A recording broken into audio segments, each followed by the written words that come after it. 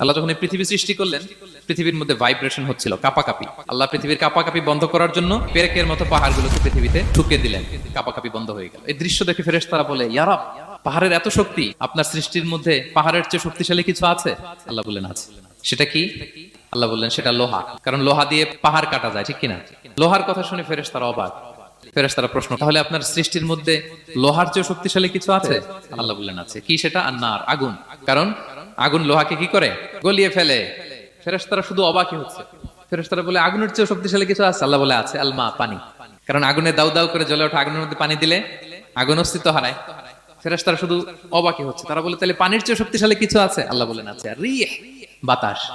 কারণ বাতাস পানিকে একদিক থেকে আরেক দিকে নিয়ে যায়। জলের মধ্যে বায়ুর উচ্ছ্বাস লাগলে জলোচ্ছ্বাস তৈরি হয়, ঠিক কিনা? ফেরেশতারা আবার অবাক হয়ে বলে, তাহলে বাতাসের চেয়ে শক্তিশালী কিছু আছে? আল্লাহ বললেন আছে। সেটা কি? বলতেছে বনি আদম। ওই মানুষ শক্তিশালী যে গোপনে দান করে।